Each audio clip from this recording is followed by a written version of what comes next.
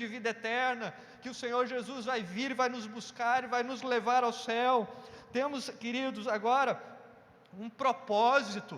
Foi dado a Sansão um propósito antes que ele nascesse, e foi dado a nós um propósito claro no dia em que você se converteu. Que a sua vida, a finalidade da sua vida, a finalidade da minha vida, é tudo o que façamos seja para a glória de Deus. Se você é crente no Senhor Jesus, você não precisa ter uma crise de o que eu faço da minha vida, o que eu não faço, né? Qual o meu propósito. O seu propósito final é a glória de Deus. Quando nós olhamos para a vida de Sansão, queridos, há várias manifestações da presença de Deus, e de milagres, de sinais, e de coisas maravilhosas, que a gente lê assim e fala assim, que negócio espetacular. Mas, amados, quando nós olhamos para a própria palavra de Deus e pensamos na nossa vida, amados, nós também somos recheados de manifestações da graça e da bondade de Deus sobre nós. Pastor, mas 2022 foi um ano complicado, mas se nós abríssemos a oportunidade aqui, todos nós com toda certeza teríamos muitos motivos para testemunhar das bênçãos, dos livramentos, daquilo que o Senhor tem feito dia a dia, dos aprendizados, daquilo que o Senhor tem nos conduzido. E aí, queridos, comparando a nossa vida com a vida de Sansão, nós também podemos dizer então que nós somos extremamente privilegiados. Temos a certeza que servimos a um Deus vivo. Temos a certeza que quando nós dobramos o nosso joelho, a nossa oração é ouvida. O Senhor soberano de toda a terra, que governa todas as coisas, Ele ouve a sua oração, Ele ouve a minha oração. Isso é um privilégio imenso, querido. Temos a certeza de que quando abrimos a palavra de Deus, lemos as Escrituras, nós temos a certeza que a boca de Deus falando comigo e com você, o Deus agora extremamente sábio, Criador de todas as coisas, rico em sabedoria, me ensina a mim, ensina a você através da palavra dEle. Então nós podemos olhar à luz da palavra de Deus e dizer como Sansão, opa, somos também extremamente agraciados, somos também extremamente abençoados, somos também extremamente privilegiados. Esse é o primeiro destaque na vida de Sansão. O segundo destaque, queridos, que eu gostaria de fazer com os amados, é sobre algumas decisões erradas, equivocadas que Sansão toma. E ele faz isso algumas vezes, com uma certa insistência. Mas antes da gente ficar falando dele, a gente precisa pensar em nós, tá certo? E quando nós vamos do capítulo 14 ao 16, os irmãos podem ler os detalhes em casa, nós vamos perceber que Sansão, apesar de toda a manifestação da presença de Deus, apesar de todos os sinais de milagres, apesar de toda a instrução já dada antes mesmo dele nascer, do que ele deveria fazer com a vida dele, que era se tornar o libertador ou o juiz, ele deveria usar a sua vida para proteger e livrar o povo de Israel. Sansão, ele toma algumas decisões equivocadas. Lembrando que o verso primeiro que nós lemos diz que, porque o povo havia feito mal perante os olhos do Senhor, o Senhor havia levantado quem contra eles? Os filisteus, por 40 anos. Ou seja, neste momento aqui, a nação vizinha, o povo inimigo que fazia mal a Israel, eram os filisteus. Isso aí. Capítulo 14.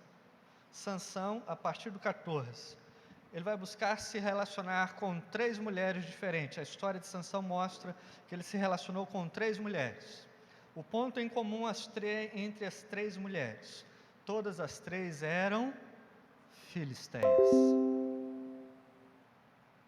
Ele deveria livrar o povo de Israel e proteger o povo de Israel dos filisteus. E as 3 ocasiões em que ele busca um relacionamento com uma mulher, ele busca com uma mulher filisteia. Na primeira ocasião, os seus pais o questionam e diz o seguinte, mas lá no capítulo 14, verso 3, mas diz assim, Sansão, você vai buscar esposa entre esses incircuncisos. Quando nós lemos o Antigo Testamento e a gente percebe, o povo de Israel, ele recebia, todo menino, ao 8º dia de nascida, ele recebia um cortezinho, na sua no seu piu-piuzinho, que era o sinal da circuncisão. Então todo homem em Israel, ele crescia com esse sinal, com essa marca, que ele pertencia ao povo de Deus. E agora então a Bíblia vai dizer que havia os que eram incircuncisos, ou seja, aqueles que não carregavam a marca da aliança de Deus, aqueles que não tinham relacionamento com o Deus de Abraão, de Isaac e Jacó, aqueles que não serviam ao Deus revelado aos seus pais.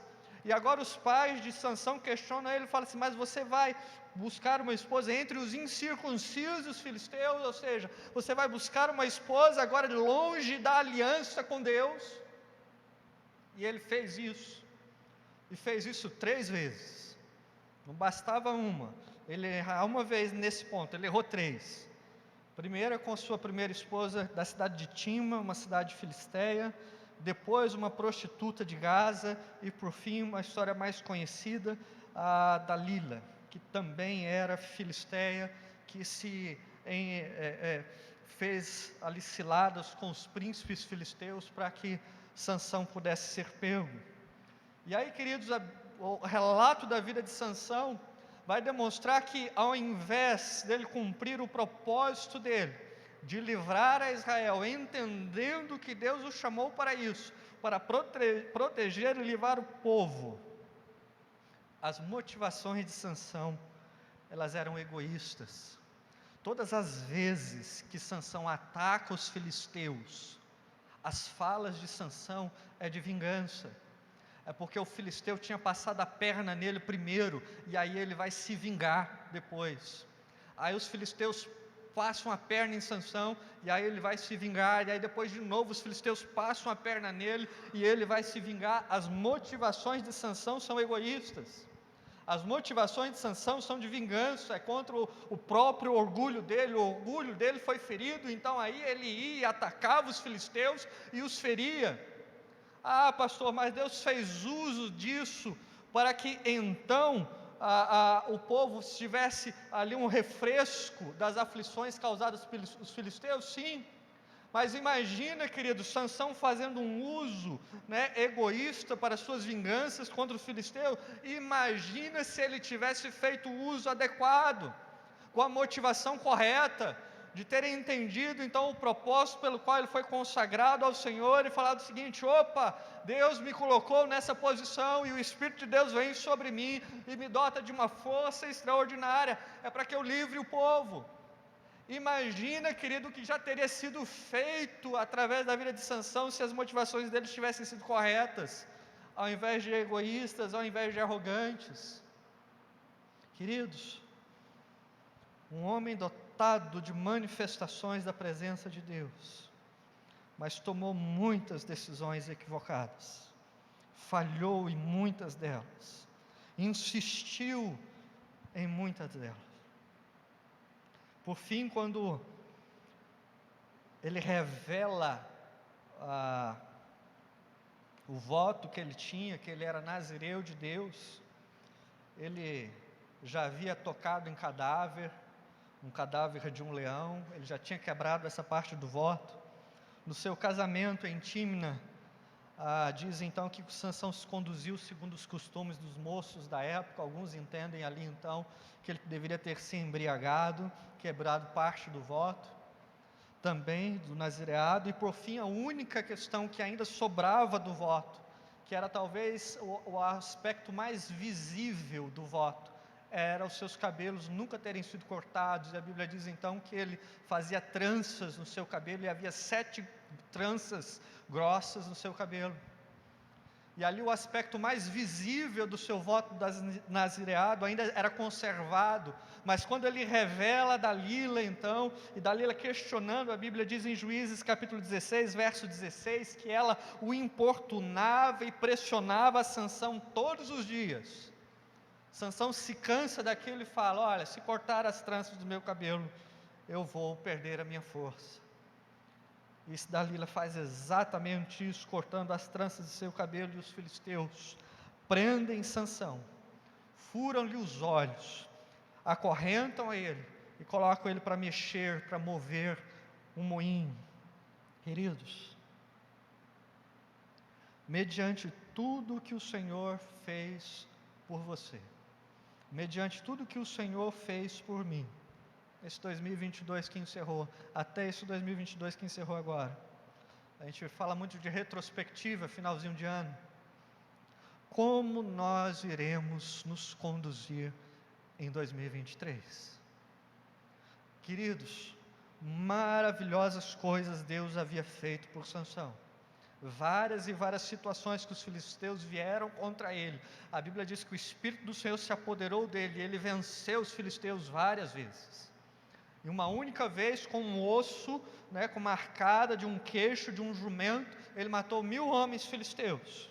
Outras situações, ele já havia sido saído de situações onde os filisteus o tentavam matar. E ele havia ferido os filisteus. Mas ele vai se conduzindo de uma maneira, queridos, que vai indo só ladeira abaixo.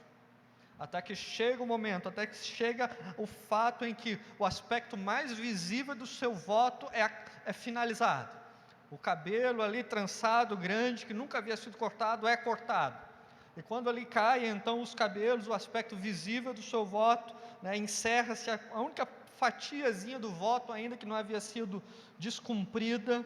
Ele perde as suas forças, e os filisteus o ferem, o deixam cego, o acorrentam e escarnecem dele.